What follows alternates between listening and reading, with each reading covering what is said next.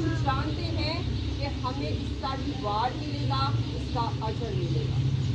ہمارا جو آج کا عنوان ہے اور جو آج کا ٹاپک ہے وہ بھی یہی ہے کہ خداوند میں ہمیشہ افزائش کرتے رہو، یعنی کہ خداوند میں بڑھتے رہو، فریض پاتے رہو۔ آمین۔ میرے عزیزو، ہمارا خدا کیلکولیٹڈ خدا ہے۔ ہمارا خدا کیا ہے؟ کیلکولیٹڈ خدا ہے۔ وہ ہمارے کیے کو ہمیشہ یاد رکھتا ہے، وہ اسے کبھی بھولتا نہیں ہے۔ ہمارا کیا ہوا جو ہم خداوند کی کلام کی وسعت کے لیے کرتے ہیں، اس کی بادشاہت کی وسعت کے لیے کرتے ہیں، وہ کبھی بھی خدا کے حضور فراموش نہیں کیا جاتا۔ ہمارا خدا ہمارے کیے کا جو ہے وہ حساب رکھتا ہے، اور وقت رہتے ہمیں کیا کرتا ہے؟ برکت دیتا ہے، ہمیں اس کا ریوارڈ دیتا ہے، اس کا اجر دیتا ہے۔ ہم انسان ہونے کے ناطے اگر اپنے آپ پر ہی غور کریں تو ہم دیکھیں ہم کتنے کیلکولیٹڈ ہیں، ہم کتنے حساب کتاب کے پکے ہیں، کس سے لینا ہے، کس کو دینا ہے، ہم کتنا اچھے سے یاد رکھتے ہیں اور بھولتے بھی نہیں۔ ایک چھوٹی سی دکان سے لے کر ایک بڑی انڈسٹری تک اگر ہم غور کریں تو سب حساب کتاب پر چلتی ہے۔ اس میں کام کرنے والے اور جتنا بھی عملہ ہوتا ہے وہ سب حساب کتاب پر چلتا ہے۔ کتنا مال لینا ہے، کتنا دینا ہے، کتنا انویسٹ کرنا ہے، کتنا واپس لینا ہے، ہر چیز حساب کتاب پر ہے۔ وہ خدا جس نے ہمیں اپنی صورت اور شکل پر بنایا ہے، وہ خدا جو ہمارا کریٹر، ہمیں بنانے والا، ہمیں سنبھالنے والا اور ہمارا مالک ہے، جو وقت رہتے ہمیں جواب دیتا ہے، وہ کیسا کیلکولیٹڈ ہوگا، وہ کیسا حساب کتاب کا پکا ہوگا۔ ابلیس کیا کرتا ہے؟ بعض دفعہ ہمارے ذہنوں میں آ کر کڑوے دانے بول دیتا ہے کہ بس کر دو، کچھ کرنے کی ضرورت نہیں ہے، خدا کے گھٹنے ٹیکنے کی ضرورت نہیں ہے، خدا کے کما سے انویسٹ کرنے کی ضرورت نہیں ہے، چل کے جانا ہے، مصیبت ہے، چھوڑ دو۔ لیکن ایک بات یاد رکھیں، ہم جو کام خداوند کے لیے کرتے ہیں وہ خداوند کے حضور کبھی فراموش نہیں ہوتا۔ ہمارا خدا ہمیں اس کا ریوارڈ دیتا ہے، اس کا اجر دیتا ہے، کچھ زمین پر اور بڑا آسمان پر۔ ہاللیلویہ، ہاللیلویہ، ہاللیلویہ چھوٹا ہے، ہاللیلویہ۔ ہاللیلویہ کا مطلب کیا ہے؟ خداوند کی تعریف۔ تو ہم جب خداوند کی تعریف کریں تو پھر کیسے کرنی چاہیے؟ زور سے کرنی چاہیے۔ ہاللیلویہ، ہاللیلویہ، ہاللیلویہ۔ اس بات کو اور بہتر اور اچھی طرح سیکھنے کے لیے ہم ایک حوالہ عہد عتیق میں سے لیں گے۔ جن کے پاس کلام مقدس ہے وہ میرے ساتھ نکالیں گے دوسرا سلاطین، اس کا 4 باب اور اس کی 9 آیت سے میں کلام مقدس میں سے تلاوت کروں گی۔ اسے اور بہتر اور مزید اچھے طرح سے سمجھیں گے کہ ہمارا خدا کیسا کیلکولیٹر ہے اور وہ کیسے ہماری فکر کرتا ہے اور کیسے وہ ہماری کیے کو یاد رکھتا ہے۔ پاک کلام لکھا ہے، اور ایک روز ایسا ہوا کہ الیشا شنوم کو گیا، وہاں ایک دولت مند عورت تھی اور اس نے اسے روٹی کھانے پر مجبور کیا۔ پھر جب کبھی وہ ادھر سے گزرتا روٹی کھانے کے لیے وہیں چلا جاتا تھا، تو اس نے اپنے شوہر سے کہا، دیکھ مجھے معلوم ہوتا ہے کہ یہ مرد خدا جو اکثر ہماری طرف آتا ہے مقدس ہے، ہم اس کے لیے ایک چھوٹی سی کوٹھی دیوار پر بنا دیں اور اس کے لیے ایک پلنگ، ایک میز، ایک چوکی، ایک شمدان لگا دیں، پھر جب کبھی وہ ہمارے پاس آئے تو وہیں ٹھہرا رہے۔ آمین۔ اگر اس کو پڑھیں تو یہ 8 سے لے کر 37 تک 37 آیت تک ہم اس کو پڑھ سکتے ہیں، لیکن میں اس کو شارٹ آپ کو اپنے ورڈز میں بیان کروں گی تاکہ آپ کو اسٹوری کی طرح یہ جو چیز ہے وہ سمجھ میں آ جائے کہ میں آپ کو کیا بتانا چاہ رہی ہوں۔ آمین۔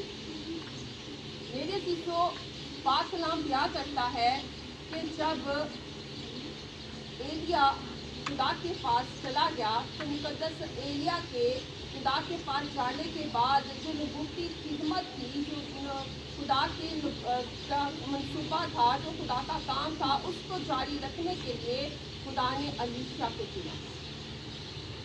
और अलीशा जो था वो अब एलिया की जगह जो था वो नबूती कलाम का जो था वो नबूती कलाम जो था वो मुख्तलिफ कलीसियाओं में जगहों में जाकर पेश कर रहा था। अब वो नबूती कलाम को लेकर वो शलूम में गया और वहाँ पर एक शून्य औरत थी। इस औरत के नाम का जिक्र नहीं किया गया। जैसे हम पाकिस्तान में रहते तो हम क्या हैं, पाकिस्तानी, वैसे वो शलूम में रहती जिसे शून्य औरत के नाम से मुखातिब किया गया है। और उसने जब देखा कि नबूती खिदमत के लिए अलीशा यहाँ पर मौजूद है तो उसने उसे मजबूर किया कि वो उसके घर में आए और खाना खाए। और पाक कलाम बयां करता है कि जब कभी अलीशा शलूम को जाता वो खाना खाने के लिए उसी के घर में जाता और उसने अपने शौहर से रिक्वेस्ट की, दरख्वास्त की कि ये जो मर्द खुदा है मुझे मुकद्दस मालूम होता है, तो तू इसके लिए मुझे दीवार पर एक कोठरी बना दे, यानी कि एक कमरा बना दे, और इसके लिए एक मेज़, एक पलंग और एक चौकी और एक शमदान रख दे, ताकि जब भी मर्द खुदा शलूम को आए तो वो यहीं पर स्टे करे, हमारे घर में रहे। और जब उसने इतनी तंगोदू खुदा के खादम के लिए अलीशा के लिए की तो पाक कलाम बयां करता है कि अलीशा जब भी शलूम को जाता वो उसी के घर में स्टे करता, उसी के घर में रहता। एक दिन अलीशा ने उसको अपने पास बुलाया और उसे कहा कि तूने इतनी जो फिक्र मेरे लिए की है तो बता मैं तेरे लिए क्या करूं, तू क्या चाहती है कि खुदा तेरे लिए करे। उसने कहा कि मेरे पास सब कुछ है, मैं अपने लोगों में रहती हूँ, मुझे किसी चीज़ की जरूरत नहीं है। और अलीशा का जो खादिम था उसने कहा कि इसके पास औलाद नहीं है तो इसके लिए दुआ कर कि खुदा इसको औलाद दे। और उसका शौहर भी बूढ़ा।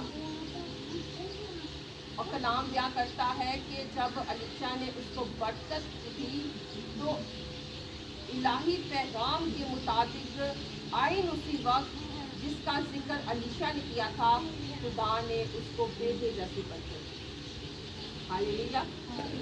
और पाक कलाम कहता है कि वो लड़का बड़ा और अपने बाप के साथ खेत को गया और वहाँ पर उसके सर में दर्द हुई और वो वापस आ गया और अपनी माँ की गोद में ही उसने अपना दम दे दिया, यानी कि वो वफात पा गया। अब अलीशा की दुआ के वसीला से खुदा ने उस लड़के को फिर से जिंदगी दी। हालेलुया। और पाक कलाम बयां करता है कि ये जो सिलसिला है ये यहाँ पर थमा नहीं है, ये यहाँ पर रुका नहीं है। कुछ वक्त गुजरने के बाद एक और इलाही पैगाम खुदा ने अलीशा को देकर शलूम को भेजा उस औरत के पास। वो पैगाम क्या था? वो पैगाम ये था, अगर हम दूसरा सलातीन उसका 8 बाप उसकी 2 आयत पढ़े तो वहाँ पे लिखा है, और अलीशा ने उस औरत से जिसके बेटे को उसने जलाया था ये कहा था कि उठ और अपने कुंबा में जा और जहाँ कहीं तू रह सके वहाँ रह, क्योंकि खुदावन ने काल का हुक्म दिया है और वो मुल्क में 7 वर्ष तक रहेगा। आमीन।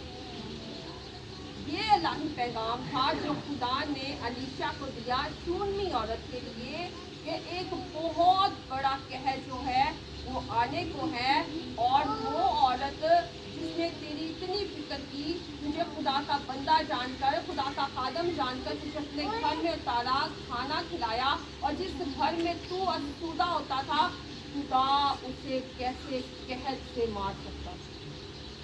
खुदा ने उसकी फिक्र की, उससे पैगाम भेजा कि यहाँ से उठ और कहीं और चली जा। खुदा ने उसे उस खौफनाक बड़े भयानक कहर से महफूज रखा। और ये छोटा कहर नहीं था।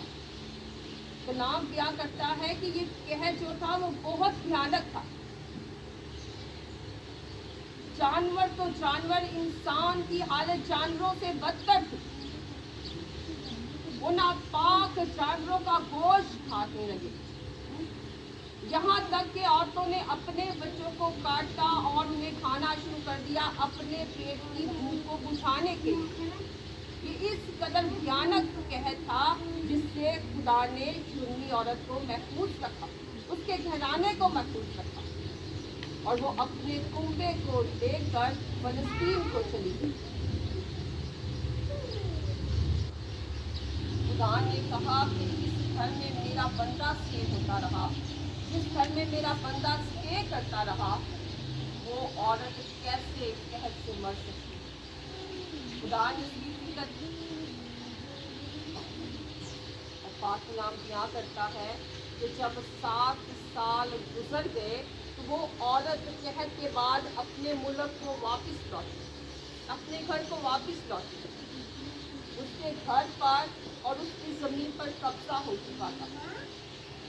उसने कोशिश की होगी कि वो अपना घर वापस ले सके, अपनी जगह वापस ले सके, लेकिन उसे वो ना ले सकी, वो उसे ना मिल सकी। उसने फैसला किया कि मैं बादशाह के दरबार में जाऊंगी और उससे जाकर मिन्नत करूंगी कि मेरा घर और मेरी ज़मीन जो है मुझे वापस लेकर दी जाए।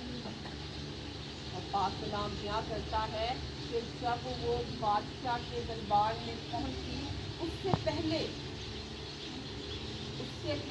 वहाँ पर अलीशा का जो खादम था, अलीशा का जो शागिर्द था, जहाज़ी, वो मौजूद था। और बादशाह उससे पूछ रहा था कि वो बड़े बड़े काम जो अलीशा ने किए मुझे बता। वो अलीशा के बड़े बड़े कामों का बयान कर रहा था। वो बता रहा था कि कैसे खुदा ने अलीशा की दुआ के वसीला से मुर्दों को जलाया। वो बता रहा था कैसे कोड़ियों के कोड़ साफ हो गए, कैसे खुदा ने बेऔलादों को औलाद बख्शी अलीशा की दुआ से। उसने सुन्नी औरत का भी जिक्र किया कि शनून में एक औरत के घर जब हम गए तो वहाँ पर जब उसकी औलाद नहीं थी, अलीशा के दुआ करने से इलाही पैगाम के मुताबिक खुदा ने उसको औलाद, और वही बेटा जब बड़ा और वो मर गया तो अलीशा की दुआ के वसीला से खुदा ने उसको फिर जिंदगी दी। और आइन उसी वक्त जब वो सुन्नी औरत का जिक्र कर रहा था, बादशाह को बता रहा था, वो बादशाह के दरबार में पहुंच गई और फरियाद करने लगी, ऐ मालिक, ऐ उस्ताद, ऐ बादशाह, मेरी मदद कर। और जब अलीशा के खादम जहाज़ी ने मुड़कर उसे देखा और कहा, बादशाह, ये वही औरत है जिसका मैं तुझसे बयान कर रहा था, जिसके बारे में मैं तुझसे बात कर रहा था। ये वही औरत है जिसे खुदा ने अलीशा की दुआ के वसीला से औलाद की दी और उसको जिंदगी दी। हालेलुया। मेरे चीज़ों, ये कोई इत्तेफाक नहीं है। पाक कलाम में लिखा है कि खुदा रासबाजों के लिए मदद तैयार रखता है और रासबाजों के लिए सिफत। खुदा ने पहले से उसके लिए मंसूबा तैयार किया था, प्लान तैयार किया हुआ। क्योंकि पाक कलाम कहता है कि खुदा के जो मंसूबे हैं, जो ख्याल है, वो नहायत बेशुमार है और उनका मजमुआ नहायत बड़ा है। जब बादशाह ने उससे देखा और बादशाह ने उसे तस्दीक करना शुरू कर दी कि वो मुझे वाकया बता, सुना, कैसे तेरी जिंदगी में खुदा ने अपने जलाल को ज़ाहिर किया और कैसे खुदा ने तुझे बरकत बख्शी। और उसने वो सारा वाकया जो है वो बादशाह सलामत को सुनाया। और मेरे चीज़ों, बादशाह ने खुश होकर अपना एक कातिब उसके साथ मुकर्रर कर दिया कि इस औरत के साथ जा, इसका घर, इसकी जमीन और उस जमीन में 7 साल में जितनी पैदावार हो सकती थी वो सब इसके घर में दे। सवाल क्या था औरत का, फरियाद क्या था? घर उसे क्या किया? मल्टीप्लाई। खुदा ने उसका घर अनाज से, दानों से भर दिया। 7 साल में जितनी पैदावार उसकी जमीन में हो सकती थी, खुदा ने उसको वो भी दे दी।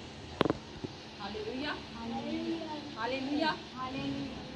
हमारा खुदा हमारे किए को कभी नहीं भूलता, वो हमारे किए को याद रखता है।